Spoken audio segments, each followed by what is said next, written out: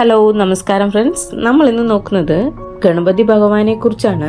കേരളത്തിലെ മിക്ക ക്ഷേത്രങ്ങളിലും ഗണപതി ഉപദേവനായി പ്രതിഷ്ഠിക്കപ്പെട്ടിട്ടുണ്ട്. പൊതുവെ ക്ഷേത്രങ്ങളിൽ ആരാധിക്കപ്പെടുന്നത് മഹാഗണപതിയെയാണ്. ഗണേശ പുരാണത്തിൽ പരമാത്മാവ് അഥവാ ദൈവമായ മഹാഗണപതിയുടെ മഹാത്മ്യ കഥകൾ കാണാം. മഹാരാഷ്ട്ര തുടങ്ങിയ വടക്കേ ഇന്ത്യയിലെ സംസ്ഥാനങ്ങളിലാണ് ഗണേശ ആരാധന കൂടുതലായി കാണപ്പെടുന്നത്. ഹൈന്ദവരായ വ്യാപാരികളുടെയും ബിസിനസ് സമൂഹത്തിൻ്റെയും ഇടയിൽ ഗണേശ ആരാധന സാധാരണമാണ്. ബിസിനസ് സംരംഭങ്ങളുടെ ഉയർച്ചയ്ക്കും ഐശ്വര്യത്തിനുമായി വിശേഷ ദിവസങ്ങളിൽ അവർ ഗണേശ പൂജ നടത്തുന്നു. പരമശിവന്റെയും പാർവതിയുടെയും മകനായി ഗണപതി അവതരിച്ചു എന്ന് പുരാണങ്ങളിൽ കാണാം. ബുദ്ധിയുടെയും സിദ്ധിയുടെയും സമൃദ്ധിയുടെയും ഇരിപ്പിടമായാണ് മഹാഗണപതിയെ കണക്കാക്കുന്നത്. അതിനാൽ ഗണപതി ഭഗവാന്റെ 2 ഭാര്യമാരായി സിദ്ധി ബുദ്ധിമാരെ സങ്കല്പിച്ചിരിക്കുന്നു. 32 ഭാവങ്ങളിൽ മഹാഗണപതി സങ്കല്പിക്കപ്പെടുന്നു. സിദ്ധി വിനായകൻ, ലക്ഷ്മി ഗണപതി, ക്ഷിപ്രപ്രസാദ ഗണപതി തുടങ്ങിയവ അവയിൽ ചിലതാണ്. ധനസൗഭാഗ്യങ്ങൾ ഉണ്ടാകാൻ വേണ്ടി മഹാലക്ഷ്മിയുടെ അനുഗ്രഹം തേടുന്നവർ ആദ്യം ഗണപതിയെ ആരാധിക്കണം എന്നാണ് വിശ്വാസം. ദീപാവലിയുമായി ബന്ധപ്പെട്ട് ഗണേശനെയും ലക്ഷ്മിയെയും പൂജിക്കുക എന്നത് വിശ്വാസികൾക്കിടയിൽ പതിവാണ്. മനുഷ്യ ശരീരവും ആനയുടെ തലയും 4 കൈകളുമുള്ളതാണ് ഗണപതിയെ വർണ്ണിച്ചിരിക്കുന്നത്.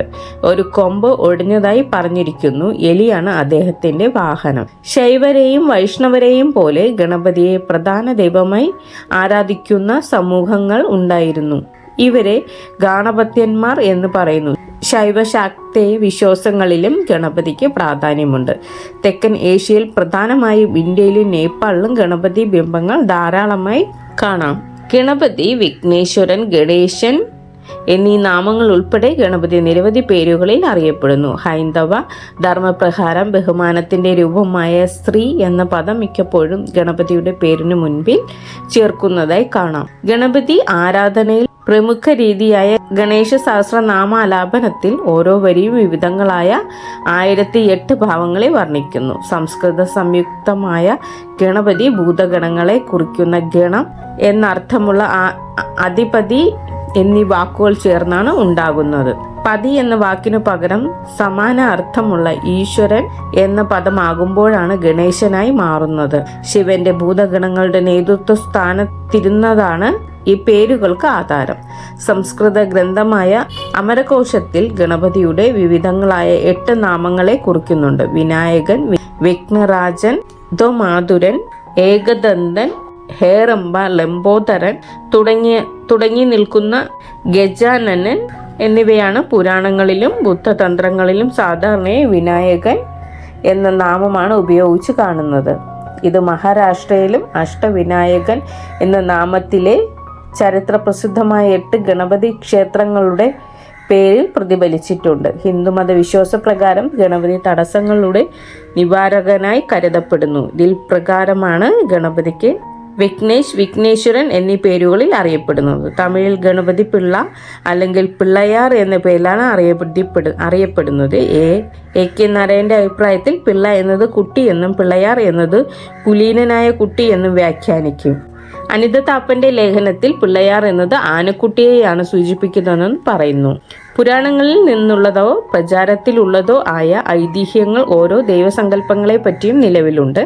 ഗണപതിയുടെ അവതാരത്തെ പറ്റി പല കഥകളുണ്ട്. അതിലൊന്ന്, പാർവതി ആദി മൂല മഹാഗണപതിയെ തപസ് ചെയ്ത് പ്രത്യക്ഷപ്പെടുത്തി തൻ്റെ മകനായി പിറക്കണം എന്ന് ആവശ്യപ്പെട്ടു എന്നും അങ്ങനെ പാർവതിയുടെ മകനായി ആദി മൂല മഹാഗണപതി ഉണ്ണി ഗണേശനായി ജനിച്ചു എന്നും ആണ് ഒരു കഥ. മറ്റൊന്ന്, കൈലാസനാഥനായ പരമശിവന്റെ അടുത്ത് ദേവന്മാരും അസുരന്മാരും ശിവഗണങ്ങളുമായി ഭയങ്കര തിരക്കായിരുന്നു. ആളൊഴിഞ്ഞ് അല്പം സമയം തനിക്കൊപ്പം ഇരിക്കാൻ ശ്രീ പരമേശ്വരന് നേരമില്ല എന്ന് പാർവതി ദേവി ഭഗവാനോട് പരാതി പറഞ്ഞിരുന്നു. എങ്കിലും ലോകം വാണരുളുന്ന അദ്ദേഹത്തിന് അതിനുള്ള സമയം കുറവായിരുന്നു.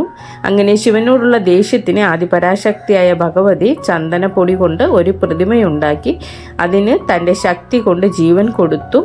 അവൻ ശ്രീ പാർവതിയുടെ സ്വന്തം പകർപ്പ് തന്നെയായിരുന്നു. ഈ പുത്രൻ അവൻ്റെ അമ്മയുടെ ആജ്ഞകൾ അക്ഷരം പ്രതി അനുസരിച്ചു പോന്നു.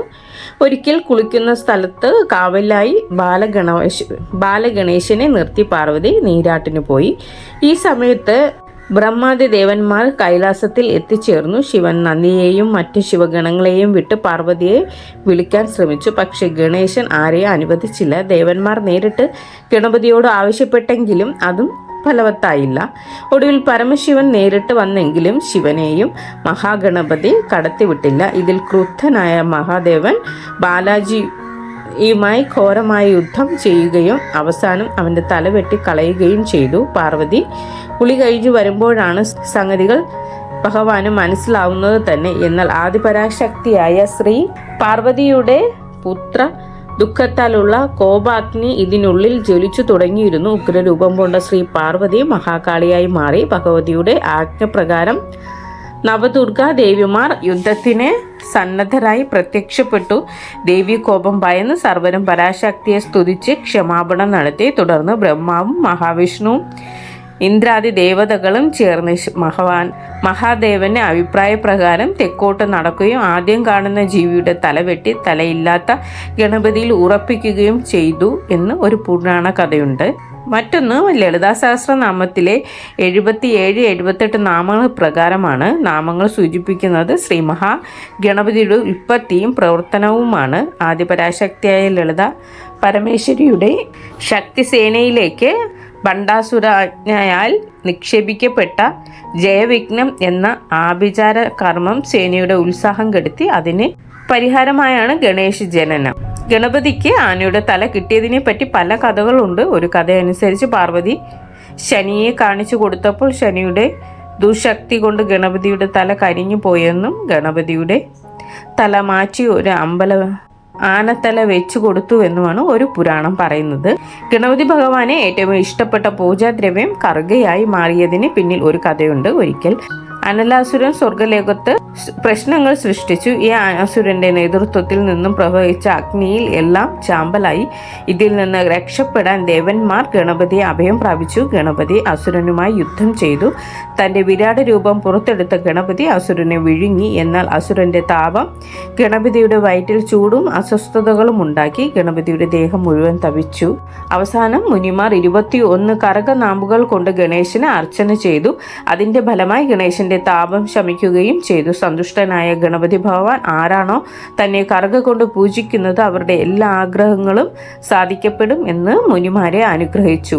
അന്നു മുതലാണ് ഗണപതിക്ക് കറുക ഏറ്റവും പ്രിയപ്പെട്ടതായത്. 21 എന്ന സംഖ്യയ്ക്ക് പ്രാധാന്യമുണ്ടായത് പൂവില്ലാത്ത കറുകയാണ്. പൂജയ്ക്ക് എടുക്കുന്നത് കറുക ഒറ്റ സംഖ്യയിൽ നുള്ളിയെടുക്കണം. അത് ഒറ്റക്കെട്ടാക്കി വെള്ളത്തിൽ മുക്കി ശുദ്ധമാക്കിയ ശേഷം ഗണപതിയെ പൂജിക്കണം. ഗണപതി ക്ഷേത്രങ്ങളിൽ സമർപ്പിക്കപ്പെടുന്ന ഏറ്റവും വിശിഷ്ട വസ്തുവാണ് കറുകപ്പുല്ല്. ഇത്രയുമാണ് ഭഗവാൻ ശ്രീ മഹാഗണപതിയുമായി ബന്ധപ്പെട്ട ചരിത്രം. താങ്ക്